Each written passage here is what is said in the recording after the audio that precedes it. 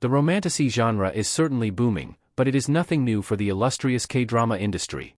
Over the past decade, there has been a sudden incline in books, series, and films that blend fantasy elements with a captivating love story. Be it best-selling novels like A Court of Thorns and Roses, renowned television shows like Outlander, or blockbuster films like The Shape of Water, romantasy is a subgenre that lends itself to every medium imaginable, and it only gets exponentially more popular with each passing year. Nevertheless, the concept of mixing romance and fantasy has always been a staple of Korean dramas. Long before BookTok darlings dramatically propagated the subgenre, K-dramas like My Love from the Star, Oh My Ghost, and countless more towed the line between fantastical shenanigans and swoon-worthy love plots. In fact, some of the best K-drama couples of all time have some sort of magic to thank for their happy ever after. Regardless, the industry is constantly evolving, meaning even the most familiar tropes, including classic romantasy, can be turned on its head and made into a refreshing K-drama masterpiece. Tale of the Nine-Tailed, a classic story highlighting an iconic creature from Asian folklore.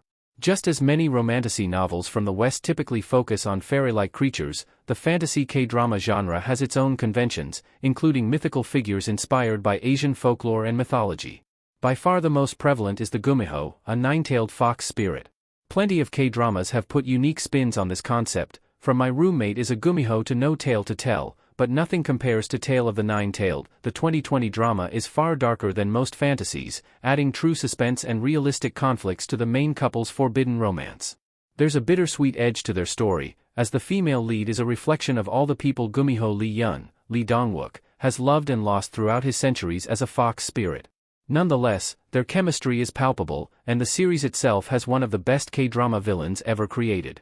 While You Were Sleeping, a high-octane mystery mixed with a faded love story. Conversely, there are titles like While You Were Sleeping, which seamlessly integrates one magical element into an otherwise grounded world. From the K-drama's enrapturing start, it's clear the romance between Nam Hong-ju, Bae Suzy, and Young Jae-chan, Lee Jong-suk, will be filled with trials and tribulations, but, of course, all the best love stories are. Both main characters share the uncanny ability to see the future via prophetic dreams, but simply knowing what will happen isn't enough to change it. Alongside an ordinary police officer, journalist Hong-ju and prosecutor Jae-chan band together to rewrite fate itself and save the world from their premonitions. As their mission truly kicks off, though, Jae-chan and Hong-ju can't fight their magnetic connection, which may be destiny's strongest work of all. Doom at Your Service, the most romantic apocalypse in television history. Similarly, Doom at Your Service is inherently a story about defiance and going against fate, or, in this case, the divine will of a godlike deity. When Tak Dong-kyung, Park Bo-young, is diagnosed with terminal brain cancer, the demure editor devolves into an uncharacteristic fit of rage, damning the world amidst her sad monologuing. Unbeknownst to her, a K-drama grim reaper known as Milmang, Seo In-guk, was listening in, and he decides to use her despair as an excuse to destroy the world. Thus, an apocalyptic journey of self-discovery kicks off, as Dong-kyung ironically finds Doom himself as her closest confidant. As they grow closer, however, a devastating dissonance forms as Milmang, who has awaited the end of the world for centuries, falls in love with a human who makes him question everything. Doom at Your Service is fairly recent, but its love story is instantly timeless. Nevertheless, be warned, its ending is a certified tearjerker. The beauty inside, a ridiculous premise that packs a shockingly heartfelt punch.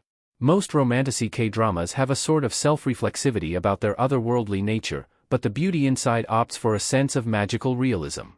The 2018 romance follows A-list actress Han Se-ji-hye, Seo Hyun-jin, who suffers from an inexplicable curse wherein she shapeshifts once a month.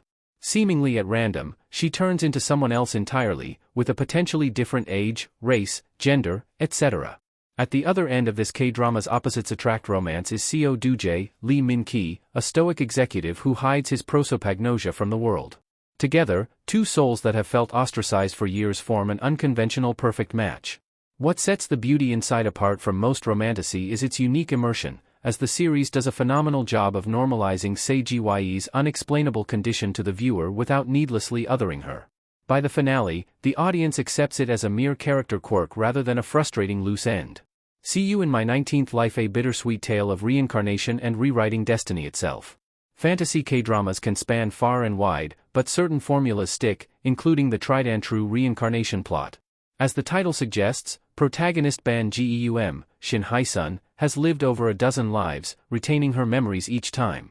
During her 18th life, the woman unexpectedly falls in love, only for a tragic accident to send her consciousness off to another body all too soon. Consequently, Geum, who, by this point, has had nearly a millennium of life experience, decides to devote her 19th life to rekindling a relationship with her one true love.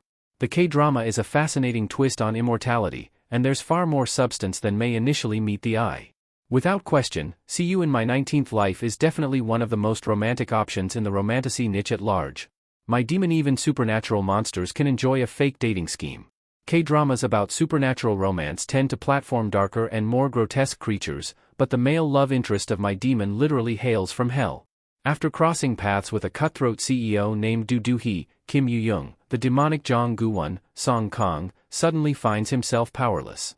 For 200 years, the demon targeted corrupt humans, using his supernatural abilities to claim their souls as punishment for breaching their hellish contracts. Following a colossal mishap, however, Gu-won's demonic tattoo, which, of course, is the source of his power, transfers to Do-hee.